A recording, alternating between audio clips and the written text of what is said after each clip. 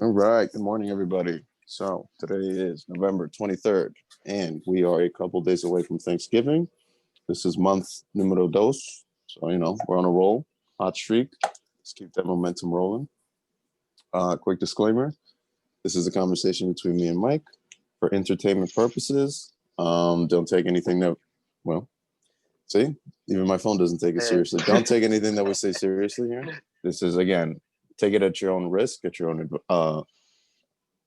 best practices, and just be aware that all these things that we're talking about aren't always going to necessarily apply to you. So take it with your Mhm. best judgment and then apply it accordingly. Yeah, absolutely. Well said on that. Good morning, everybody. Um, Long week ahead. uh, Sarcasm right there. But anyways, um, okay. Some of the topics for today involves on personal development. What is genuine desire? We've been talking about this concept for a long time, so it's time to kind of debate or argue about what it is. Fitness, journaling your workouts. So writing down your workouts. I have a funny story to say about that, but anyways, finance, best practices for saving money, and of course, some news updates. All right, so let's jump right into it. What is genuine desire? We mentioned this a lot. So what can you define it like, in simple words? So to the best of my abilities, I would say the genuine desire, and it doesn't even have to be like specifically relating to like men and women. It usually does, Mm-hmm. but Yeah. I want you to think about a dog, right? That dog loves you in such a way that it's almost unconditional, right? Mm-hmm. There's this genuine love for you, for just the fact that you're keeping him in a safe place and you're feeding them and you're treating them, well. To me, that is like almost the most purest form of what genuine desire looks like, right? That dog will Mm-hmm. do anything for you. Now, if you can extrapolate that out into people and, take away the aspect that, people are not dogs, that's basically what I'm trying to get at. Like, that's the kind of level of love and kind of affection and respect that genuine desire makes Very happen. good. Very good. Yeah, definitely we can break it apart into two different words: genuine and desire. Genuine is something that you do it genuinely, like like what's it, transparent. There's no fakeness. There's nothing of that sort involved. You just genuine with the person about anything. And desire means now when Randy mentioned like it can apply in other sorts of relationships like with your pet, with your family, but usually involves between a couple, so man and woman, or if you man, girl, anything. We don't discriminate. But if you have a desire to be with that person, to get to know the person, that's pretty much it. So, genuine and desire, combine them together, you get genuine desire. So you are transparent and you want to get to know the person, you want to be with the person. You find the other person attractive, you find the person interesting, and you actually, want to be around the person because of you, not because of some illusion that the other person creates in you, like maybe for the money or like interest or stuff like that. None of that sort. It's pretty much of the person that you getting to know, and you actually want to get to know her, or you. Well, usually this involves the other way around because I feel like men get it more like like women physically. Like for men, it's easy to like catch your eye. You gotta be cute. Yeah. Boom. And but for women, it's a little bit more hard to put an eye on a man because they have to be um like high value and they have to be like confident and stuff like that. Like they have like a more There's because more there's so many criteria. options. Yeah, more criteria, like a harder criteria because they have so many options, like on the door. So yeah, so for a girl to have genuine desire towards a man, it's gonna be a little bit more harder than the other way around. But Sure. It's definitely a so rare thing. You don't really see that often. yeah. Especially nowadays, right? Like the narrative that's being pushed is that I don't need any man. Don't don't like apply your misogyny to me or whatever the case might be because X, Y, or Z. That's not what we're talking about here. It's not like, oh, a woman has to do my bidding in order for that to be genuine desire, right? Like, Yeah. No. the point is, like, she genuinely wants me to be there. She genuinely wants to be doing the things that I'm doing or wants to accompany me. She wants to Genuinely be wants to fuck you. That's more that important too, too. right? Like, Yeah. it shouldn't be like I have to work for this. Don't get me wrong, like if it's in a relationship, it's going to take a little bit of work, but it's not like, oh, I have to do X, Y, and Z in order to get what I want. It should just be like, listen, we are both in a mutual agreement that this is what we want, and maybe we just have to do a couple things to get to that point. But at no point it's not a situation of I want her more than and then she wants me, and because of that, I have to put in more work. And then at any moment she can decide that she doesn't want anything, and then I have to kind of just sit there and be like, okay. You gotta respect that. But yeah, definitely is something that she has to meet you on the middle, because you as a man, you usually you make the first move, so you show the girl that you are interested on her. But if she doesn't meet you halfway there, you shouldn't like move forward. You shouldn't like go like do 60-40. No, it has to be 50-50, because this is very important too when we always mention like the girl is gonna chase you, because if you're chasing the girl, that means there's no desire on her end towards you, which makes a little bit things a little more complicated, and she's just playing you. But if she's like interested in you, she wants to know you, she wants to see the person that you are, the quality of person, the quality of man that you are, then she's gonna meet you halfway there, and that makes things more interesting for both of you, because there's no fakeness, there's nothing going on, and there's no expiration date, something that we You talked know, about I last would week. say that that Mhm, sometimes they do have genuine desire, but they start playing games, right? So like they learn it from somewhere, like a friend or watch mhm, videos or read books or whatever. So they started trying to apply the tactics of game or mhm, manipulation to some degree in order to kind of elicit more of a response from you, try to get you to invest more into them. mhm. And I mean, like it works, right? That's why it's a thing. But at the end of the day, those relationships don't end up lasting because it was built on the foundation of a lie. Yeah, that's true. You're acting like you're busy, but you're not. You're not doing anything. And then when the moment comes where Mhm, like, we're face to face and at this time you usually are busy doing some sort of work and I find out that all you're doing is mm. just sitting on your phone doing nothing, then at that moment I'm like, all right, so she's been lying to me since day one. What else has she been lying to me about?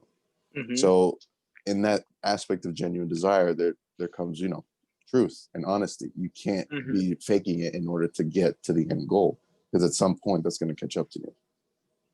Yeah, no, definitely. That's a really great point that you mentioned there. And also that can apply for guys too. Because like Oh, 100%. some They do it all the like time. yeah, you genuinely had to be doing something, like something towards your goal, something towards Your purpose. You need your to be on your purpose. purpose. Yeah. Because else like if you just faking that you're busy, like you see her text and you just don't reply because you just wanna look busy, bro, you just playing yourself and not honesty. Again, it's going But to work initially, mhm. but at some point that will catch up to you. No, definitely. Like especially if you guys start dating, like if you like you guys are gonna definitely like once you get into a relationship, you're gonna spend more time together. And that's when a lot of attraction is lost, when the other person has been faking it all the time and Yep, goes to the that's it. trash. It's gone. Yeah. But yeah, I think that's pretty good definition of about genuine desire. But another thing that I want to point out on this topic is that experience matters, in my opinion, because like you wouldn't know what you attracted to or what you like unless you experience. So like, what do you think is a good body count? Body count? Mm-hmm. Um, it depends. I feel like it's different for gut and like this goes to like a stereotype. Oh, like if a man does it with more women, then that makes him, a cool guy. But if a woman does it with many men, that makes her, like a slut or something. Right. And there is something to that from like a biological perspective, evolutionary Mm-hmm. biology. But I would say just give you a number. I would say somewhere within the realm of about like 3 to 5. That's low, but okay.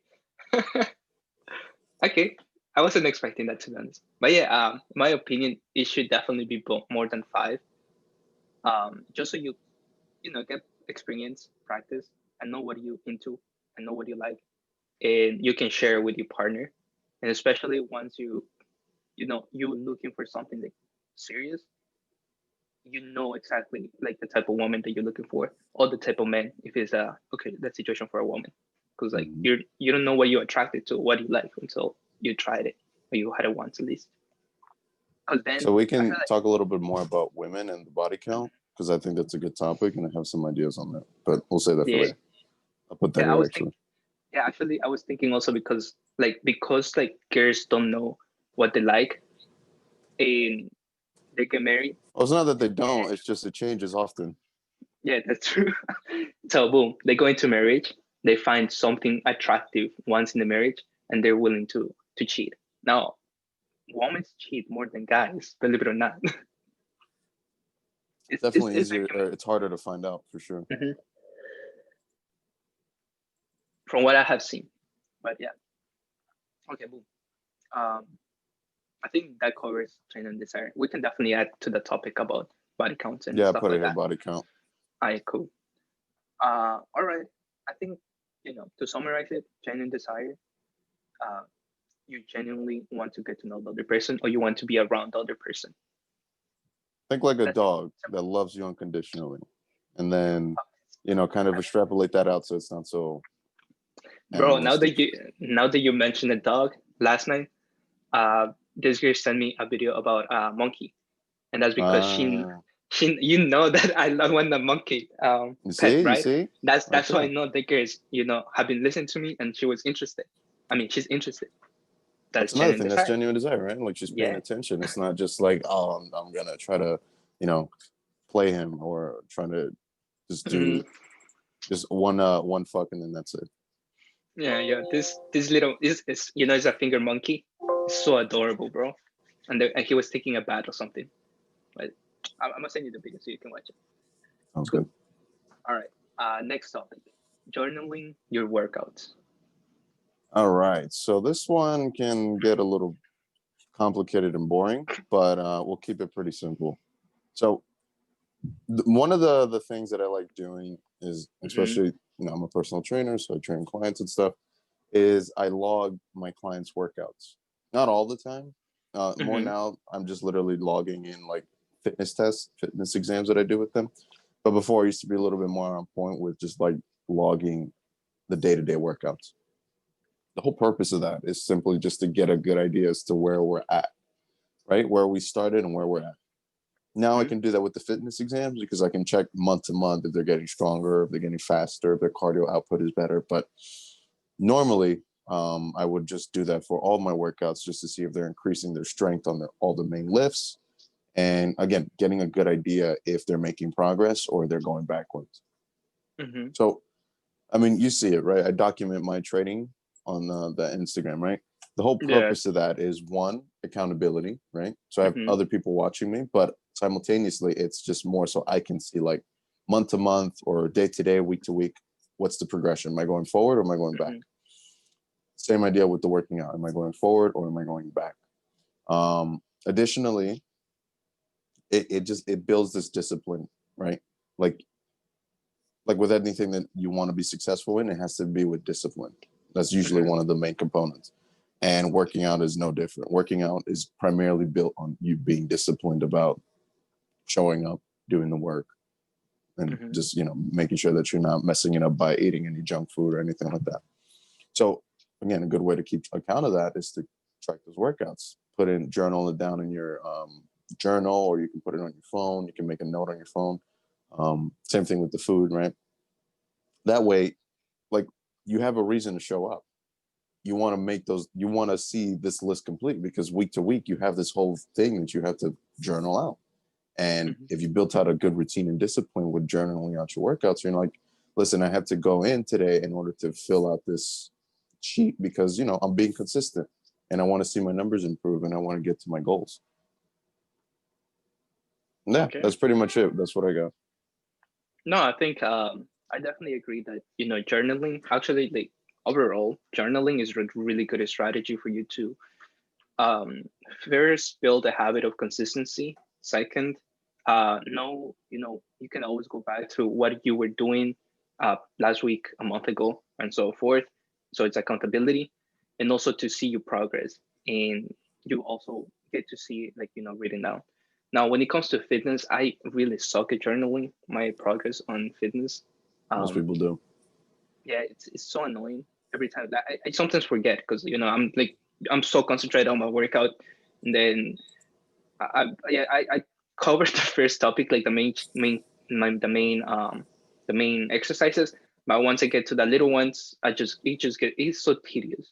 I don't like it, especially using like notes to do it. But I think it's like really good habit to do so. I definitely should start doing that more often so I can see the progress.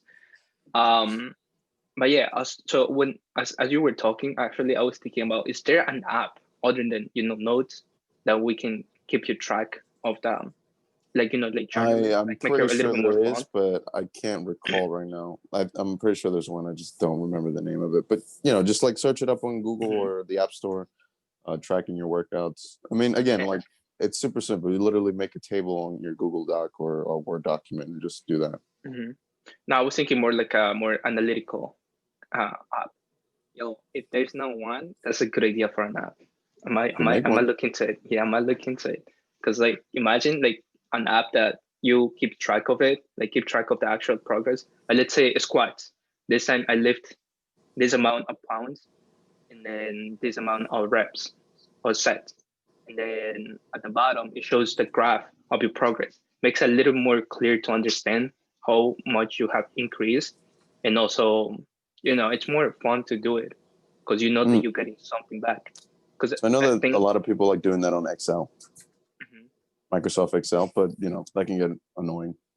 So yeah, yeah, that's what I'm saying. Like, I feel like if people are getting something back, not just like numbers, and then they have to come back to do the analysis, but the analysis is made for them already. I feel like more people will be doing the journaling and for keeping sure. track of that. Bro, Yeah. that's a good idea. I'm Write a it down. I'm a really listen to this later as I can remember. Okay, cool. um all right, do you have anything else to add? So what do you use to journal aside of Um, like notes? Yeah, I just use my phone, man. I just make a note. I make a specific category for my workouts and routines, and then I just journal it in. It doesn't have to, like again, you said you can only do the main lifts, right? Then the smaller workouts just kind of get a little too tedious. Fine, Mhm, just do the main ones. Do the big ones because those are the mhm, ones that you're really going to see the progress in. The little things that you're going to be doing, like your arms or your abs, like that's not really going to do too much in the long run. I mean, like don't get mhm. me wrong, these workouts do are beneficial, but it's not like those numbers are important. The ones that are important are the Right. ones that are the main lifts or the main Okay. exercises, whatever those are. Correct.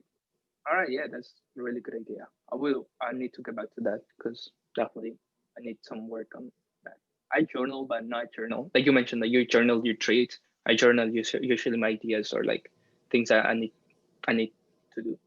But And at some that's point, not once the more you do it, the more you're like, right. okay, so I don't have to like put in all this information. I can just put in like the things that are necessary. Like you get Mm-hmm. really good at just kind of cutting out whatever is not useful and then just sticking with the useful stuff. And then, just copy paste and just Oh, fill it out. absolutely. That's awesome. Cool, cool, cool.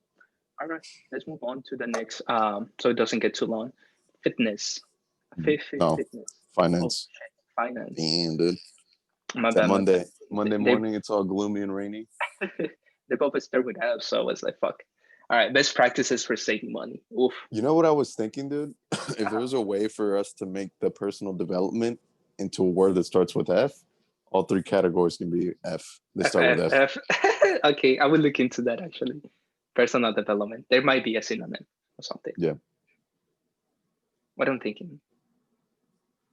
No, no, no. I don't see. I don't think No, no, so. no. We'll have to take our Yeah, time with that yeah, one. yeah, it has to be. It has to be. We need some time to brainstorm. Cool. All right. Best practices for saving money. Now that's a huge category. That's huge in my opinion.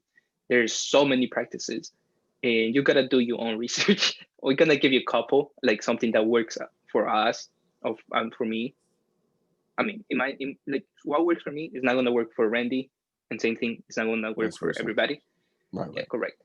And there's so many, like a huge list of tips and tricks that you can do for saving money, depending on where you are in life. Depending on what you're doing. Let's get it started. Let's see. For me, one of the best savings it's not eating out. I like to cook, so usually when out of the pandemic, so when there's no pandemic, if I had to school, if I had to work, I usually cook in my house and I take it with me, like the food. I do have a day, like on the weekend, usually Saturdays, that I can eat out. That's the only time that I eat out. That's a really good saving for everybody because even if you buy a coffee, that shit adds up. And if you make the math, and a week you're spending over $100 just in food that you're eating outside. Good.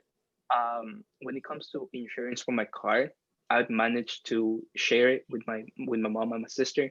Like I just told them like, hey, you guys are gonna use it. I can, help you with rides and stuff like that, and they help me pay that. So I save on my insurance that it's like $600 every 6 months. So it's a huge saving if they help me with that, and also with gas sometimes.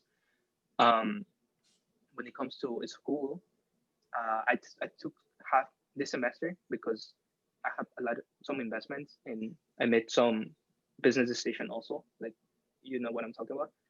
I had to take some loans. So the way that I did it is half I put it on a credit card and half I put it on like the actual government loans.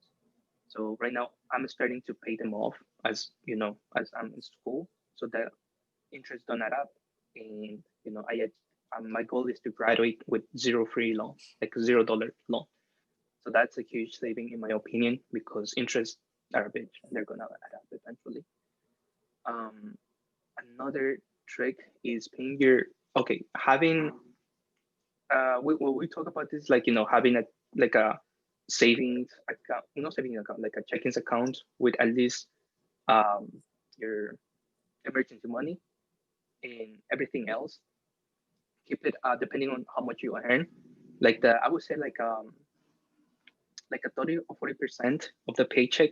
Keep it in there for you pay the phone bills, blah blah blah blah blah. Now also my phone bill is a really good savings for me because what we did is we created like a family account with my sisters and I think and also my cousin I think, and now we have like 6 lines and that cuts half like the price by a lot. Like I'm paying $36 a month, so it's huge for unlimited, which is a really good savings. Mm, yeah, other than that, I definitely have some other tricks, but that's probably my top choices. What about you?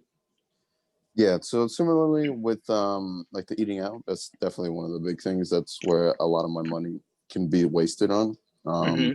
it's just easy, right? Like just not doing anything, and then all of a sudden, I want some food, so I'm just gonna order it. So you can order it through the phone, or you go out to eat, and then at the end of the Mm-hmm. month, it racks up to be somewhere within the realm of like $200.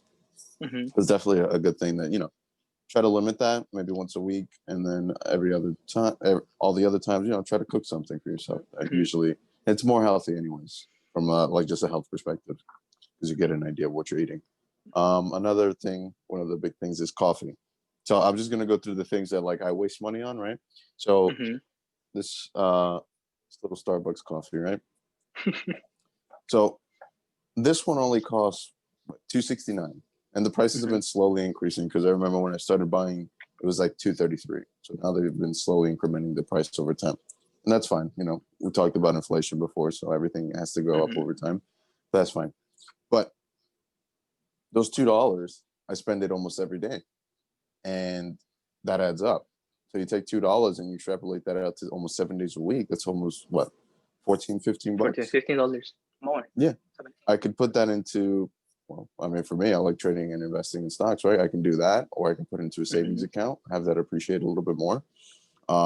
Sometimes I get hungry, so I have little snacks outside that always adds up to be Mm-hmm. about $5 or $6 over time.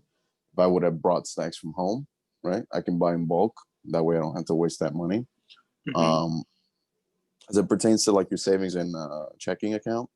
So the way I like to do it with my checking account, I like to have it such that I can pay the credit card balance or like the credit card amount that I Mm-hmm. have, like my limit, all at once. So hypothetically, let's say I have to use the entire credit that I have on my credit card. I'll use it and then I can pay it off immediately. That way I can kind of just, I have that as an assurance instead of me just like using the credit and not being able to pay that back. And then again, like you were talking about the interest rates and all those things, they add up over time. See what other stuff, what other little tricks and tips? Oh, cash. So here's a big one. Most people have a tendency of just like using their card nowadays, right? Because it's simple, it's convenient. You don't have to carry cash because it's inconvenient. It's in a wallet or something, right? One of the big things to save money is to actually use cash. Yes. So because on the credit card, you don't really have a good idea of how much money is available for you to use or how to limit yourself because, it's on a fucking credit card. You're not going to be paying attention to the bank account all the time. You're just going to keep spending money. But when you have cash, there's a limit there. And at some point, you will run out of cash because you keep spending it. That's when you stop. You're like, okay, listen, I don't have enough money anymore because I'm out of cash and I'm not going to use my credit card. So, boom. I would say like, just have like at least $100 in cash and just like have that as the money that you use on your daily basis. And if like you run out of that money, like, okay, listen, I'm spending way too much money now. That's definitely one of the bigger ones that I've used a lot, and that saved me a lot of money.